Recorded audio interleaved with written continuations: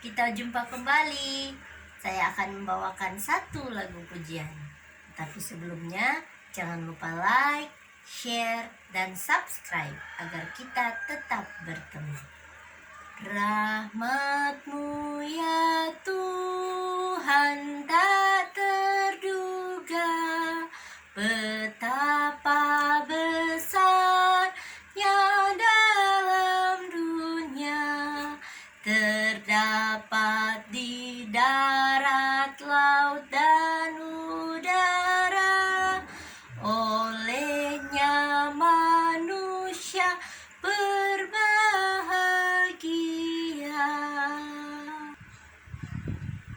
Senang berjumpa dengan Anda hari ini. Salam sejahtera. Kita kembali bertemu untuk mendengarkan cerita yang menarik dari dalam buku Alkitab. Nah, saat ini cerita yang kita akan dengarkan masih berada di dalam kitab Keluaran. Nah, saat ini kita sudah berada di dalam kitab Keluaran pasal 12. Nah, apakah cerita yang terdapat di dalam pasal 12 ini? Tentunya kita akan suka untuk mendengarkannya. Nah, di pasal yang lalu, di pasal 11, yaitu diceritakan di situ bahwa Tuhan Allah baru memberitahu apakah itu tulah yang ke-10. Dan tulah yang ke-10 itu belum terjadi. Nah, di pasal 12 ini kita kembali akan mengikuti cerita tentang tulah yang ke-10 itu dan bagaimana terjadinya nanti. Nah, kita akan mulai mendengarkan ceritanya, tetapi judulnya adalah tentang perayaan Paskah, ya. Tentang perayaan Paskah. Nah, saya akan membacakan ayat 1. Berfirmanlah Tuhan kepada Musa dan Harun di tanah Mesir, bulan inilah akan menjadi permulaan segala bulan bagimu. Itu akan menjadi bulan pertama bagimu tiap-tiap tahun. Katakanlah kepada segenap jemaah Israel, pada tanggal 10 bulan ini, diambillah oleh masing-masing seekor anak domba menurut kaum keluarga, seekor anak domba untuk tiap-tiap rumah tangga. Nah, di ayat pertama daripada pasal 12 ini, Tuhan Allah berfirman kepada Musa dan Harun bahwa pada bulan itu, atau bulan pada saat mereka mau merayakan perayaan Paskah itu, dikatakan yaitu tepatnya pada tanggal 10, haruslah diambil masing-masing seekor anak domba menurut kaum keluarga, seekor anak domba untuk tiap-tiap rumah tangga, ya. Jadi itulah yang dikatakan Tuhan, bahwa mereka harus mengambil seekor anak domba untuk satu keluarga. Nah, selanjutnya, tetapi jika rumah tangga itu terlalu kecil jumlahnya untuk mengambil seekor anak domba, maka ia bersama-sama dengan tetangganya yang terdekat ke rumahnya haruslah mengambil seekor menurut jumlah jiwa. Tentang anak domba itu, kamu buatlah perkiraan menurut keperluan tiap-tiap orang. Nah, jadi dikatakan bahwa apabila dalam satu keluarga itu jumlah mereka hanya sedikit, dan misalkan hanya ayah dan ibu kemudian seorang anaknya, jadi itu hanya sedikit jumlahnya, dan tentunya seekor anak domba itu berlebihan untuk keluarga mereka. Jadi mereka harus mengambil teman, ya, mencari keluarga yang lain, dan tentunya yang sedikit juga jumlahnya, sehingga mereka hanya mengambil satu ekor anak domba saja. Nah, selanjutnya di ayat 5. Anak dombamu itu harus jantan, tidak bercela, berumur setahun. Kamu boleh ambil domba atau kambing. Nah, jadi katakan bahwa anak domba itu harus jantan, ya, dan tidak boleh bercelah. Kemudian umurnya setahun, dan boleh domba, boleh juga kambing ya. Jadi boleh domba, boleh kambing yang dipakai untuk perayaan Paskah itu.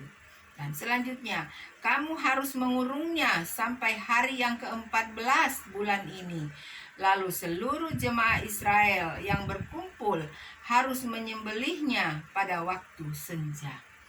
Nah, kemudian dari darahnya haruslah diambil sedikit dan dibubuhkan pada kedua tiang pintu dan pada ambang atas pada rumah-rumah di mana orang memakannya.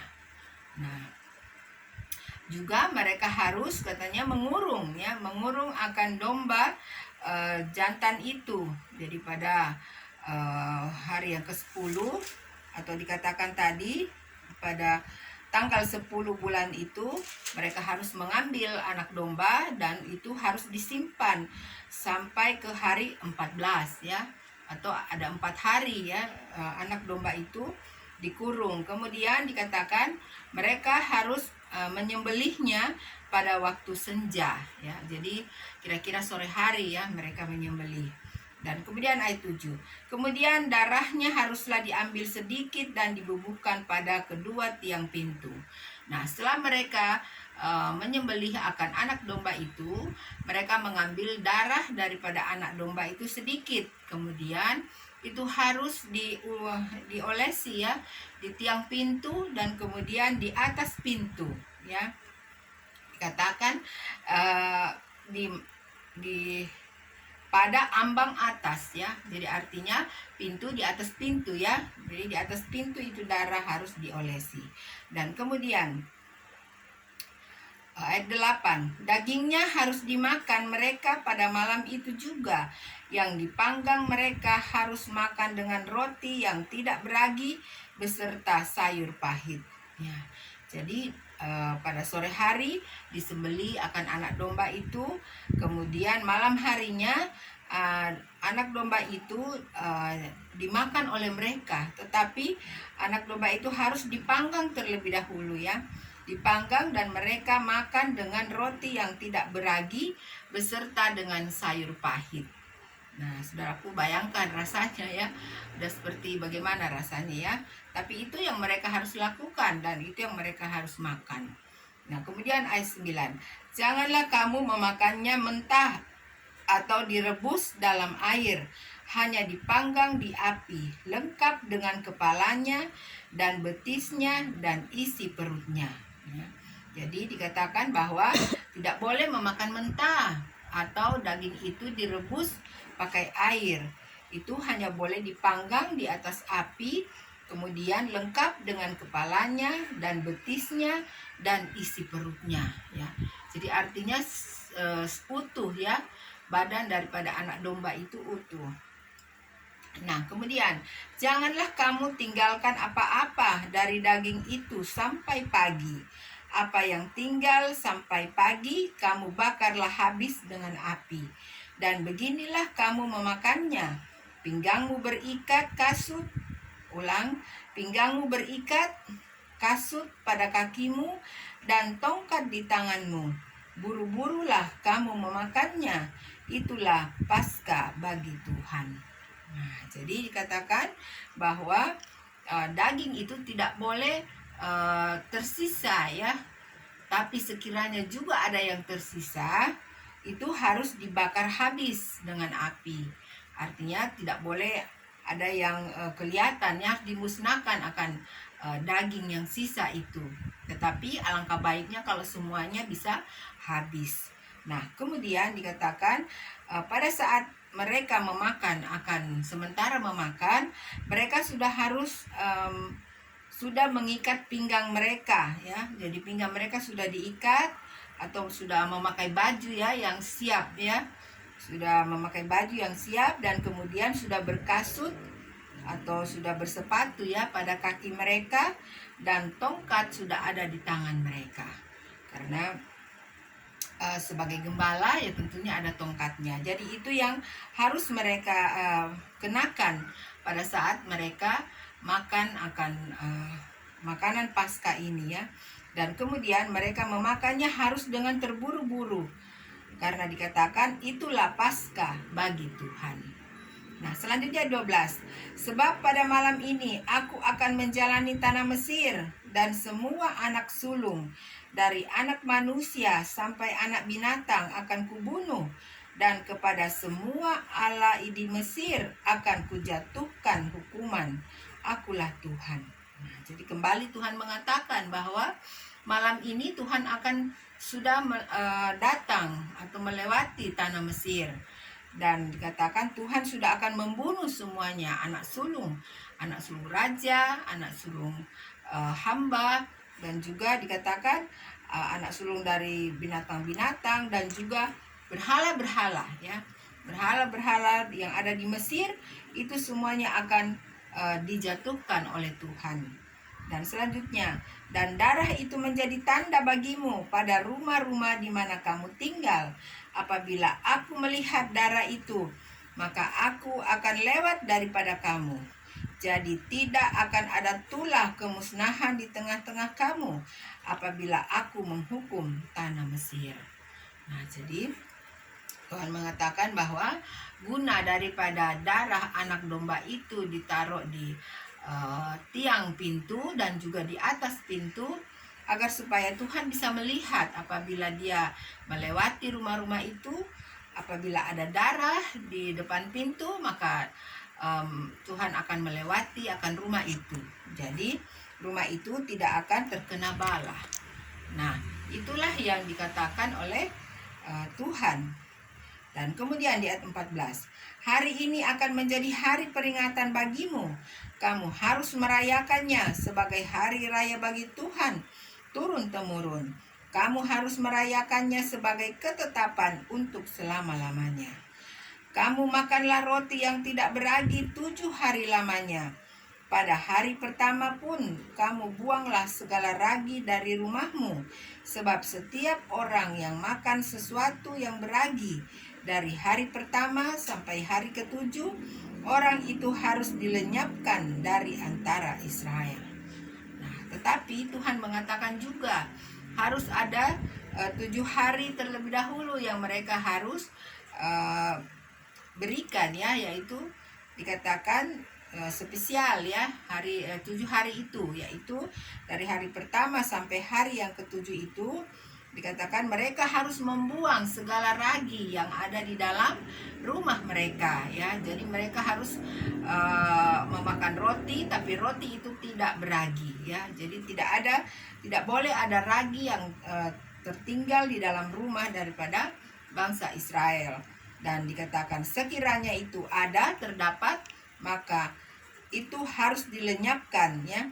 Artinya orang itu harus dilenyapkan dari antara Israel. Nah, kemudian ayat 16. Kamu adakanlah pertemuan yang kudus, baik pada hari yang pertama maupun pada hari yang ketujuh. Pada hari-hari itu tidak boleh dilakukan pekerjaan apapun. Hanya apa yang perlu dimakan setiap orang, itu sajalah yang boleh kamu sediakan. Nah, jadi 7 hari itu, yaitu hari pertama dan hari yang ketujuh itu mereka harus mengadakan, dikatakan, pertemuan yang kudus, ya. Jadi mereka harus berdoa di situ, ya, pada hari pertama dan hari yang ketujuh selama di dalam 1 minggu itu. Nah, itu yang diperintahkan oleh Tuhan. Kemudian di ayat 17, jadi kamu harus tetap merayakan hari raya makan roti yang tidak beragi, sebab tepat pada hari ini juga aku membawa pasukan-pasukanmu keluar dari tanah Mesir. Maka haruslah kamu rayakan hari ini turun-temurun. Itulah suatu ketetapan untuk selama-lamanya. Kemudian 18, dalam bulan pertama pada hari yang ke-14 bulan itu, pada waktu petang, kamu makanlah roti yang tidak beragi sampai kepada hari yang ke-21 bulan itu pada waktu petang. 7 hari lamanya tidak boleh ada ragi dalam rumahmu, sebab setiap orang yang makan sesuatu yang beragi, orang itu harus dilenyapkan dari antara jemaah Israel, baik ia orang asing, baik ia orang asli. Nah, jadi diulang kembali ya oleh Tuhan peringatan akan 7 hari itu yang tidak boleh makan roti yang beragi atau tidak boleh ada ragi di dalam rumah bangsa Israel. Nah, selanjutnya, sesuatu apapun yang beragi tidak boleh kamu makan. Kamu makanlah roti yang tidak beragi di segala tempat kediamanmu. Lalu Musa memanggil semua tua-tua Israel serta berkata kepada mereka, "Pergilah, ambillah kambing domba untuk kaummu dan sembelihlah anak domba Paskah. Kemudian kamu harus mengambil seikat hisop dan mencelupkannya dalam darah yang ada dalam sebuah pasu, dan darah itu kamu harus sapukan pada ambang atas dan pada kedua tiang pintu. Seorang pun dari kamu tidak boleh keluar pintu rumahnya sampai pagi." Nah, jadi setelah Tuhan Allah menyampaikan itu kepada Musa dan Harun, kemudian Musa dan Harun juga menyampaikan itu kepada tua-tua Israel ya. Jadi mereka berdua langsung memanggil semua tua-tua Israel. Lalu mereka menyampaikan apa yang disampaikan oleh Tuhan. Dan setelah itu mereka Musa dan Harun mengatakan, "Pergilah, ambillah kambing domba untuk kaummu dan sembelihlah anak domba Paskah." Nah, itu yang dikatakan oleh Musa. Dan kemudian seterusnya Musa dan Harun mengatakan bahwa darahnya harus disapukan di kedua tiang pintu dan di atas pintu ya. Dan kemudian dikatakan, "Seorang pun dari kamu tidak boleh keluar pintu rumahnya sampai pagi." Jadi pada satu malam itu tidak boleh ada orang Israel yang keluar dari rumah mereka. Nah, selanjutnya ayat 23. "Dan Tuhan akan menjalani Mesir untuk menulahinya. Apabila ia melihat darah pada ambang atas dan pada kedua tiang pintu itu, maka Tuhan akan melewati pintu itu dan tidak membiarkan pemusnah masuk ke dalam rumahmu untuk menulahi." Jadi itu diulang kembali oleh Musa dan Harun kepada tua-tua Israel. Nah, selanjutnya, "Kamu harus memegang ini sebagai ketetapan sampai selama-lamanya bagimu dan bagi anak-anakmu.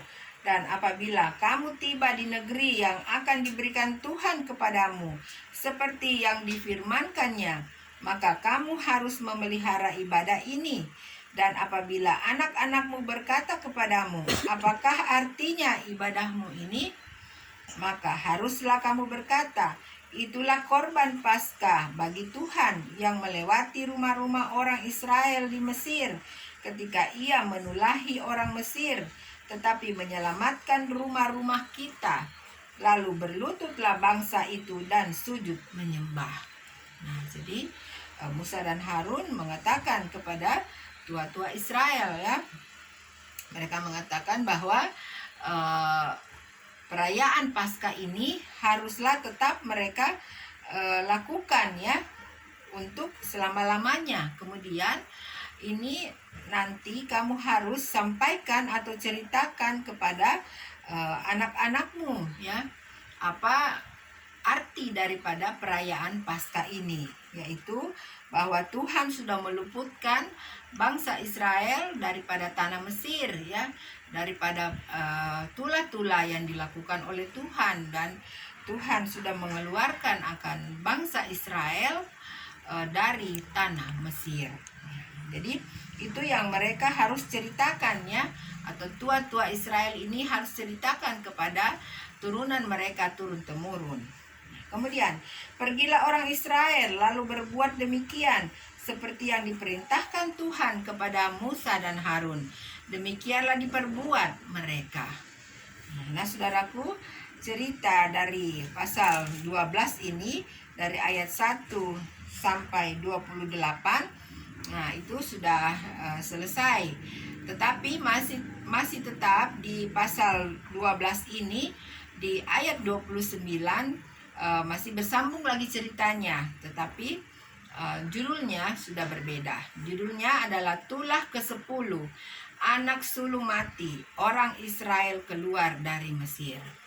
Nah, di sini kita lihat ceritanya bahwa Tuhan sudah akan berjalan di tengah malam itu, ya, di tengah-tengah kota Mesir atau orang-orang Mesir. Nah, kita akan mendengarkan ceritanya. Maka pada tengah malam Tuhan membunuh tiap-tiap anak sulung di tanah Mesir, dari anak sulung Firaun yang duduk di tahtanya sampai kepada anak sulung orang tawanan yang ada dalam liang tutupan, beserta segala anak sulung hewan. Lalu bangunlah Firaun pada malam itu bersama-sama pegawainya dan semua orang Mesir, dan kedengaranlah seruan yang hebat di Mesir, sebab tidak ada rumah yang tidak kematian. Wah, luar biasa sekali ya. Jadi benar, malam hari itu Tuhan Allah keluar dengan pasukannya, ya, untuk berjalan di tengah-tengah tanah Mesir. Dan kemudian mereka membunuh semuanya anak-anak sulung yang sudah dikatakan tadi. Dan kemudian terdengarlah sesuatu yang apa? Yang ramai, ya, tentunya dengan tangisan, teriakan, dan kesedihan yang sangat hebat. Dan begitu juga Firaun, ya. Firaun juga ikut tentunya merasakan itu. Dan dikatakan Firaun dan pegawai-pegawainya semuanya mereka bangun daripada tidurnya. Dan kemudian kita baca di ayat 31. Lalu pada malam itu dipanggilnyalah Musa dan Harun, katanya, bangunlah, keluarlah dari tengah-tengah bangsaku, baik kamu maupun orang Israel, pergilah beribadah kepada Tuhan seperti katamu itu. Bawalah juga kambing dombamu dan lembu sapimu seperti katamu itu, tetapi pergilah dan pohonkanlah juga berkat bagiku. Orang Mesir juga mendesak dengan keras kepada bangsa itu, menyuruh bangsa itu pergi dengan segera dari negeri itu, sebab kata mereka, nanti kami mati semuanya. Nah, jadi pada tengah malam itu juga Raja Firaun memanggil akan Musa dan Harun, ya. Lalu kemudian dia mengatakan, pergilah kamu menyembah kepada Tuhan Allahmu. Tetapi di sini ada perkataan daripada Raja Firaun, ya, yang menyatakan tentunya bahwa Raja Firaun ini juga sudah mengakui bahwa ada Tuhan Allah, ya, yang Maha Kuasa, karena dia berkata bahwa dikatakan di sini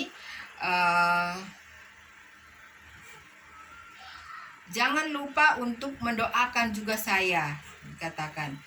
Pergilah dan pohonkanlah juga berkat bagiku, ya. Jadi Raja Firaun juga mohon untuk dia didoakan sehingga dia mendapatkan berkat. Nah, itu yang dikatakan oleh Raja Firaun. Dan semua orang Mesir itu keluar dari rumah mereka dan mengusir akan bangsa Israel ini untuk keluar dari tanah Mesir. Dan mereka mengatakan, nanti kami mati semuanya.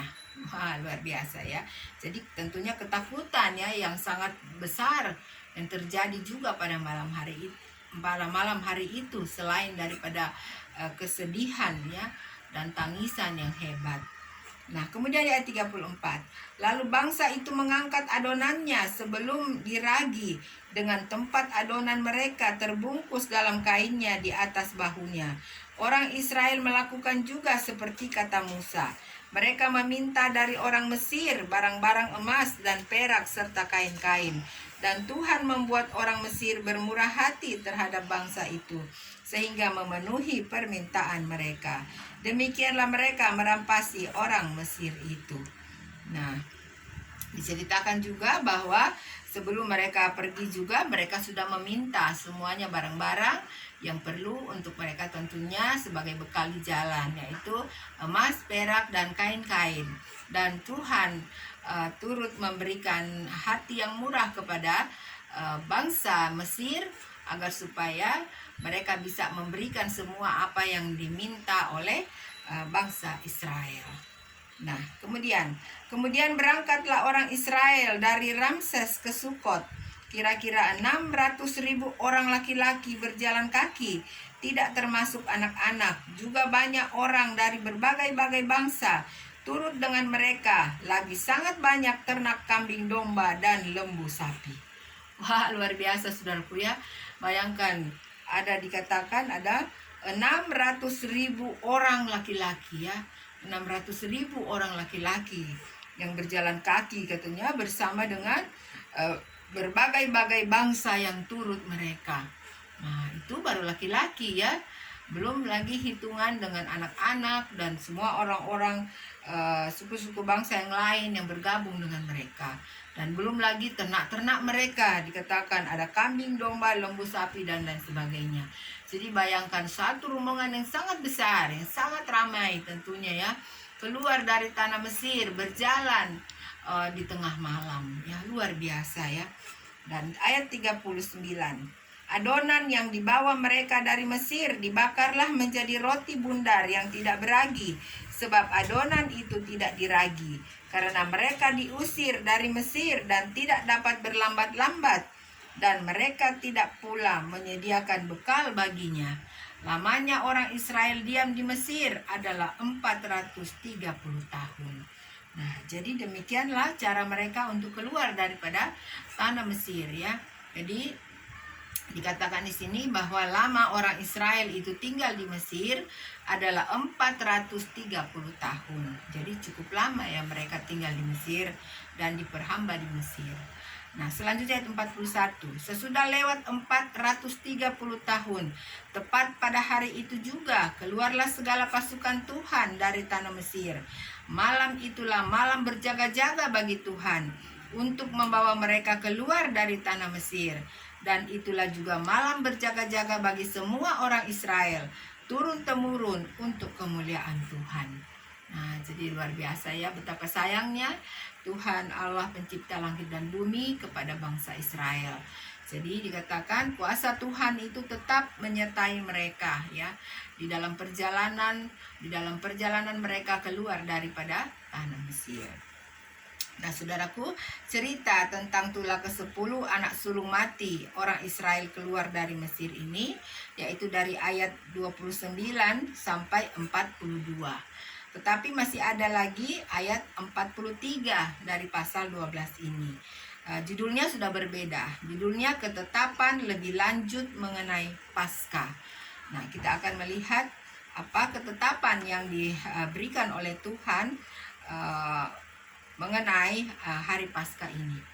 Nah, berfirmanlah Tuhan kepada Musa dan Harun, inilah ketetapan mengenai Paskah. Tidak seorang pun dari bangsa asing boleh memakannya. Seorang budak belia barulah boleh memakannya setelah engkau menyunat dia. Nah, jadi kalau dikatakan di sini bahwa kalau ada bangsa asing atau bangsa lain selain bangsa Israel yang ikut dengan mereka itu, yang ingin untuk bersama-sama merayakan Paskah, orang itu harus dikatakan budak itu budak belia. Kemudian dia harus disunat terlebih dahulu ya. Dia harus disunat. Dan kemudian ayat 45, orang pendatang dan orang upahan tidak boleh memakannya. Paskah itu harus dimakan dalam satu rumah juga. Tidak boleh kau bawa sedikit pun dari daging itu keluar rumah. Satu tulang pun tidak boleh kamu patahkan. Nah, jadi sementara mereka memakan akan makanan atau korban itu, mereka tidak boleh keluar daripada rumah mereka. Dan kemudian tulang daripada anak domba itu tidak boleh dipatahkan. Nah, 47. Segenap jemaah Israel haruslah merayakannya. Tetapi apabila seorang asing telah menetap padamu dan mau merayakan Paskah bagi Tuhan, maka setiap laki-laki yang bersama-sama dengan dia wajiblah disunat. Barulah ia boleh mendekat untuk merayakannya. Ia akan dianggap sebagai orang asli, tetapi tidak seorang pun yang tidak bersunat boleh memakannya. Satu hukum saja akan berlaku untuk orang asli dan untuk orang asing yang menetap di tengah-tengah kamu. Nah, jadi demikianlah ketetapan yang ditetapkan oleh Tuhan ya, bahwa orang-orang asing yang mau ikut boleh asalkan mereka disunat terlebih dahulu. Dan ayat 50, seluruh orang Israel berbuat demikian seperti yang diperintahkan Tuhan kepada Musa dan Harun. Demikianlah diperbuat mereka. Dan ayat terakhir 51, dan tepat pada hari itu juga Tuhan membawa orang Israel keluar dari tanah Mesir menurut pasukan mereka. Saudaraku ya, cerita dari pasal 12 ini sangat panjang ya. Cerita bagaimana perjalanan bangsa Israel ini keluar dari tanah Mesir.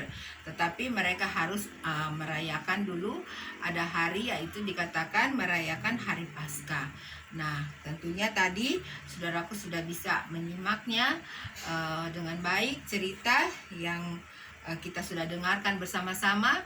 Tetapi sekiranya saudaraku ingin untuk membacanya kembali atau untuk mendengarkan video ini lagi, silahkan. Nah, kita sudah mendengarkan semuanya bagaimana peristiwa daripada Tuhan Allah melindungi akan umat-umatnya keluar daripada tanah Mesir. Nah, saudaraku, sampai sekianlah pertemuan kita. Terima kasih karena sudah bersama-sama dengan saya untuk mengikuti dan mendengarkan cerita yang menarik dari dalam buku Alkitab. Kiranya Tuhan Allah menyertai saudaraku dimanapun saja berada. God bless you. Bye.